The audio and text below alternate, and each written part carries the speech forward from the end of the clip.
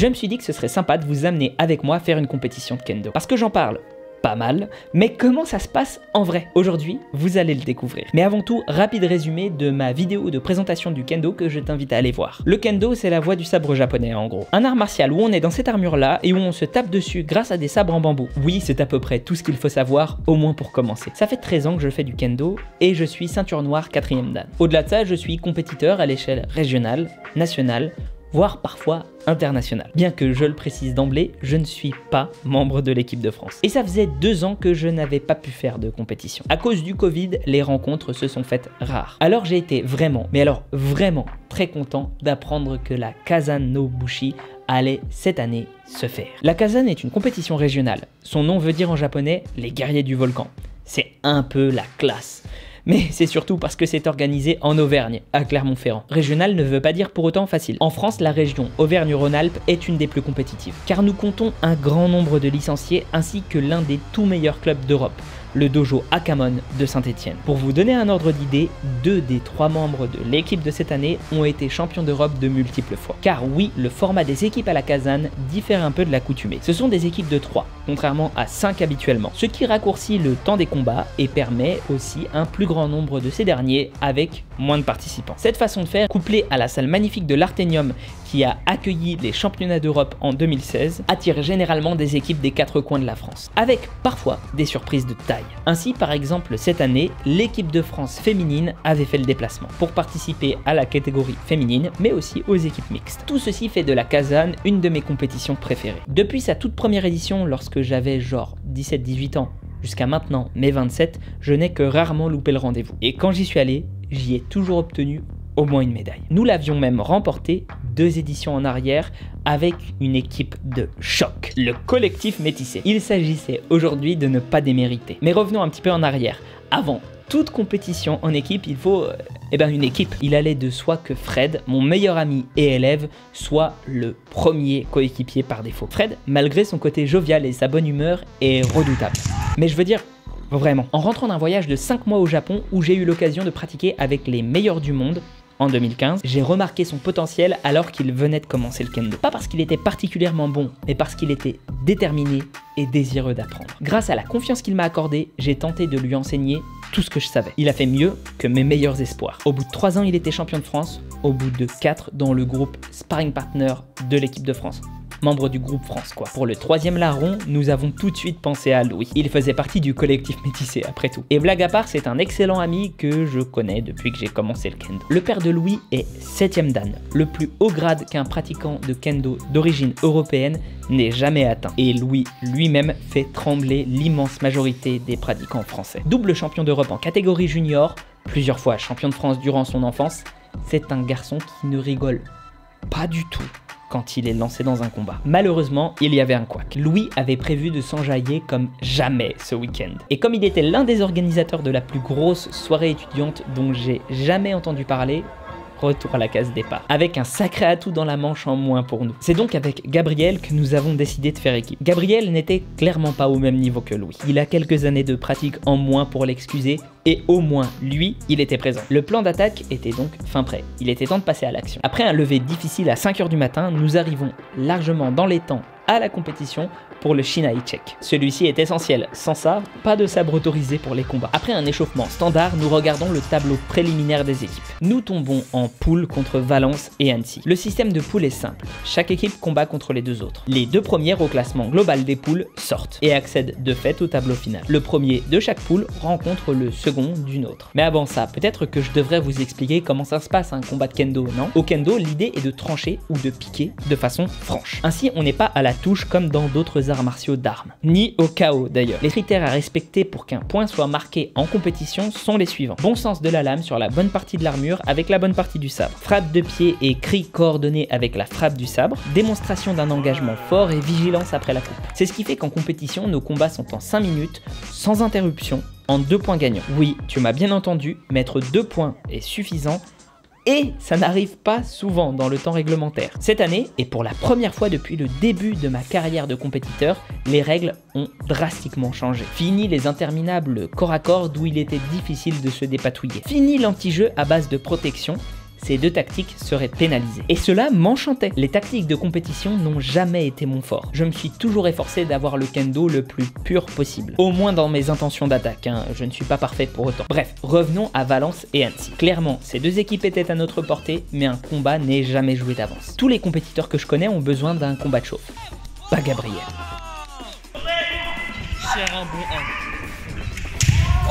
Grâce à cette confortable avance, Fred a pu performer. Ou pas. Fred est le seul qui ait le permis parmi nous trois. Et la veille, il était de mariage. Ce qui voulait dire qu'il avait eu genre 5 heures de sommeil.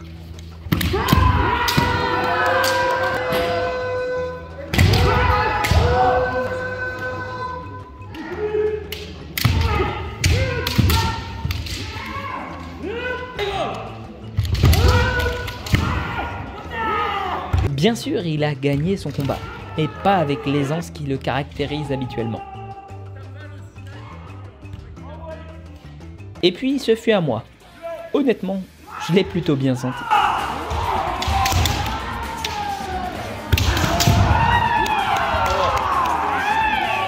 Tu voudrais prendre la caméra, toi, ou pas? Ah, tu vas prendre le phone?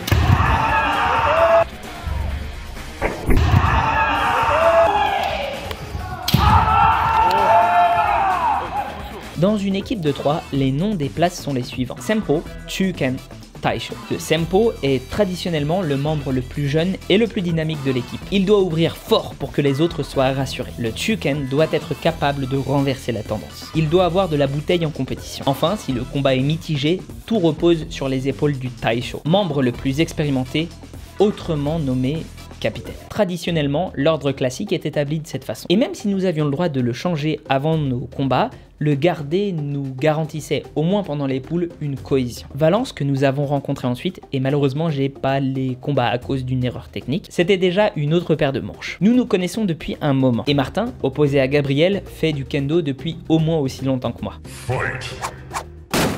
Cédric, l'adversaire de Fred, était beaucoup plus à même de poser des difficultés que le pratiquant d'Annecy. D'autant plus avec le manque de sommeil de notre coéquipier. Ce détail commençait sérieusement à m'inquiéter, car la suite du tournoi risquait d'être compliquée si jamais je ne pouvais pas compter sur un élément aussi fort que Fred. Heureusement, il réussit à remonter. Pour le combat des capitaines, j'affrontais Anaïs. En kendo, les compétitions sont généralement mixtes, et certaines femmes peuvent aisément arriver au niveau des hommes, le kendo ne se reposant que peu sur la force physique. Anaïs a fait longtemps partie du groupe équipe de France. Ça n'était pas du tout une adversaire à sous-estimer. Pour autant, je réussissais à lui marquer 2 points et nous garantissait une confortable place de premier de poule. Je vous ai pas dit, mais le nom de notre équipe, c'était Kazan Nobushi. Parce qu'on trouvait ça débilement drôle. Si on faisait podium, le nom de notre équipe serait dit.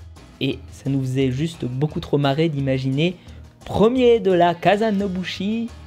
Kazan Nobushi. Oui, je sais. On est des gamins. Bref, après les poules, c'est traditionnellement le moment de manger. Et là, j'allais faire une erreur qui me coûterait cher. Pendant que Fred décidait de faire une sieste, j'ai décidé de commander McDo sur Uber. Je sais ce que vous allez me dire. Comment ça McDo? Mais t'es pas genre coach sportif? Bah si, et j'ai un peu honte. J'avais totalement oublié de m'occuper de l'aspect pique-nique. En règle générale, en compétition, je prends uniquement des fruits dans ma besace avec éventuellement une poudre protéinée. Ça n'est pas trop lourd sur l'estomac et ça donne un paquet d'énergie. Mais là, ben, autant dire qu'ils vendaient pas de fruits sur place. Et j'avais vraiment pas envie de manger un sandwich qu'ils vendaient à la buvette. La seule chose livrable à l'Artenium était un McDo. J'ai pas réfléchi longtemps. Le souci principal, c'est qu'en tant que 4e dan et arbitre national, eh bien j'ai été réquisitionné pour l'arbitrage pendant une bonne partie de ce qui aurait dû être ma pause repas. Ce qui fait que j'ai eu très exactement 30 minutes pour manger et digérer un menu McDo. Pas l'idéal, mais bon, pas le choix. En 8e de finale, nous rencontrions l'équipe de Clermont-Ferrand. Grâce à Gabriel, qui nous a garanti un 2-0 d'entrée de jeu, nous étions sereins.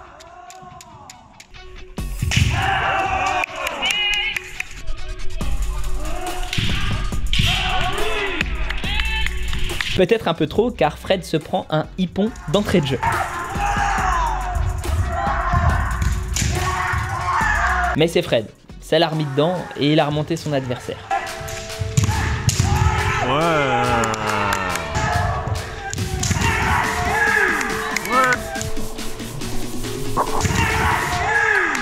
La victoire déjà en poche, le combat des capitaines n'était qu'une formalité. Même si, ne me faites pas dire ce que je n'ai pas dit, je n'ai pas pris le combat à la légère pour autant. Le plus important au kendo, c'est le respect, et en particulier de son partenaire.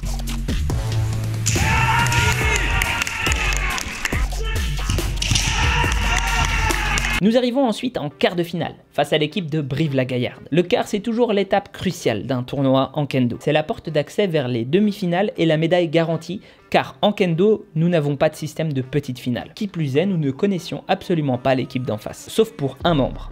Et quel membre? Alain Nicolas a terrorisé nombre de générations de pratiquants de kendo avec ses méthodes d'entraînement lors des stages France jeunes. S'il était franchement détesté par certains, j'ai toujours eu de la sympathie pour lui. Il était certes dur et parfois intransigeant, voire violent sur le plancher du dojo, mais toujours franc, honnête et droit en dehors. Des qualités assez rares pour être remarquées et appréciées, même chez les pratiquants de kendo. Toujours est-il qu'Alain Nicolas était surtout un membre titulaire de l'équipe de France pendant des années. Et à ce titre, il en a remporté beaucoup, notamment européens. Certains l'appelaient le château fort ou le tank, en référence à sa garde impénétrable et sa carrure imposante. Nous savions donc que c'était le gros morceau de l'équipe. Et nous ne pouvions pas nous permettre d'y aller n'importe comment. Ainsi, nous avons opté pour la stratégie du capitaine sacrifié. En compétition, il faut gagner avant tout. Désolé Gabi. Et autant dire que ça a marché comme sur des roulettes, car l'agréable surprise fut de constater qu'en réalité, les compagnons d'Alain Nicolas étaient bien moins expérimentés que lui.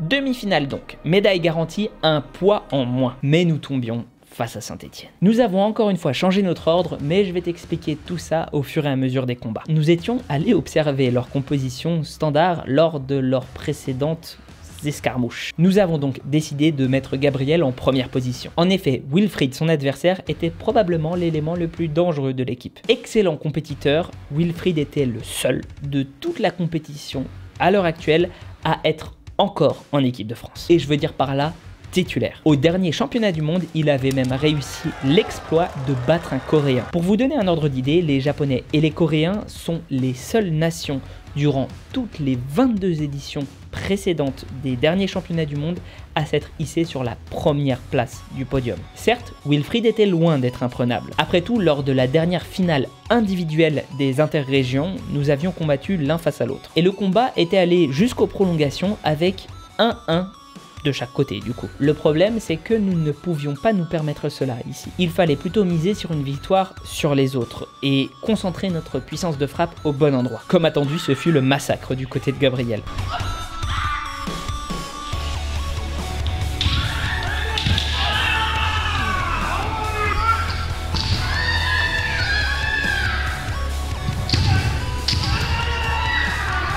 Mais ne vous moquez pas pour autant. Peu de personnes en France peuvent rivaliser avec un membre de l'équipe de France. En deuxième position de l'équipe, j'affrontais Andrés. J'avais choisi de me placer face à lui car je connaissais bien Andrés. Et j'avais déjà remporté la plupart des combats de compétition que j'avais menés face à lui. Ça n'était pas pour autant un adversaire facile. Originaire d'Argentine, il avait pratiqué le kendo dans des conditions bien plus difficiles que celles qu'on pouvait avoir en France. Et il s'était même vu refuser l'accès à des passages de grade à cause de sombres histoires de fédération. Il avait néanmoins continué et faisait maintenant partie de l'équipe principale de Saint-Etienne. Un fait d'armes difficile à atteindre dans un club au standard si élevé. La bataille fut âpre et nous ne lâchions rien des deux côtés.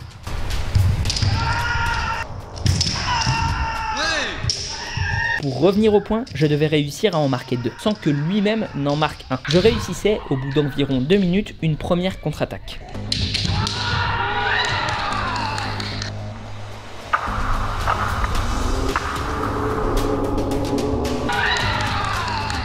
Néanmoins, la deuxième partie du combat devenait nettement plus difficile. Tu sais ce point de côté que tu as quand tu as trop mangé?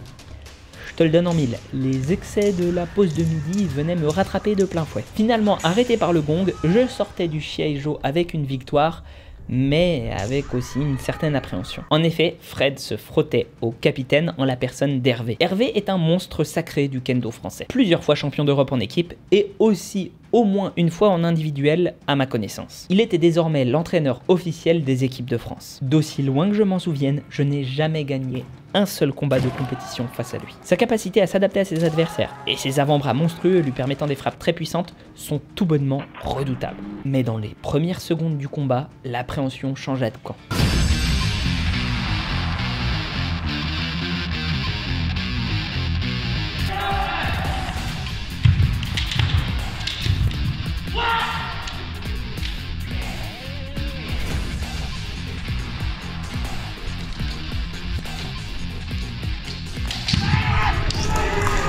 Fred venait d'entamer la rencontre par un magnifique men. La preuve que sa petite stratégie de sieste avait bien fonctionné. Je me souviens néanmoins que la première chose que je me suis dit c'est « mince, il a marqué trop tôt ». En effet, Hervé est connu pour ses comebacks fulgurants. Et nous avons attendu dans l'espoir et l'anxiété.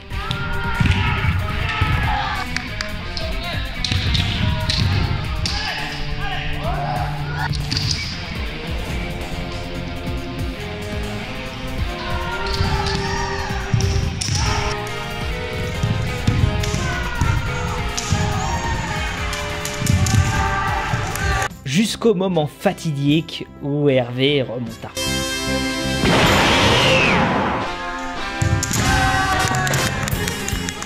La tension était à son paroxysme. Une victoire de Fred nous garantissait un ticket pour la finale. Mais même une égalité, à cause des points, nous ferait nous incliner.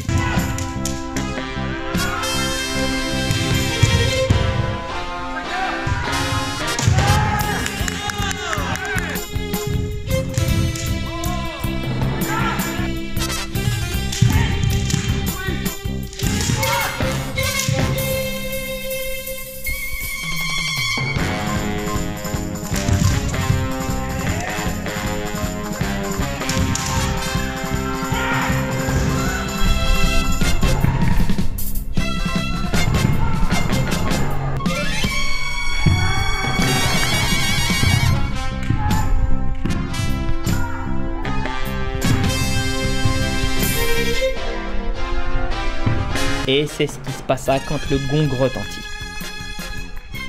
Malgré une égalité sur le plan des victoires, nous avions perdu. Oui, je sais, j'ai menti sur le titre de la vidéo, mais en même temps, fallait créer un peu de suspense et d'attente, non? La compétition se termina sur une victoire de Saint-Etienne sur une équipe de jeunes faisant partie du groupe France. Lui, c'est un de mes coachés d'ailleurs. Et après une remise de médaille en bonne et due forme ainsi qu'un éclat de rire de notre part à l'annonce du nom de notre équipe, il fut temps de partir de la Kazan Nobushi pour rentrer chez nous. Bon, je vous épargnerai le fait qu'on a fait 6 heures de voiture dans la neige à cause de l'autoroute bloquée. Majoritairement parce que j'ai pas trop filmé hormis sur Insta. Mais j'espère que vous avez aimé cette petite histoire de compétition. Si vous voulez en voir d'autres à l'avenir, n'hésitez pas à me le faire savoir en commentaire ou en likant et partageant la vidéo. Vous comprenez peut-être maintenant pourquoi j'aime autant le kendo. C'est l'esprit shonen à 200%. Et encore, vous n'avez fait qu'effleurer la surface. Sur ce, comme d'habitude, si tu veux me soutenir, eh bien, il y a toutes les options qui doivent s'afficher à l'écran. Et puis, eh bien, tu peux aussi t'abonner à la chaîne pour 2 € par mois pour avoir des revues d'études scientifiques et des vidéos exclusives. Il y en a déjà 300 de disponibles. Prends soin de toi et à la prochaine.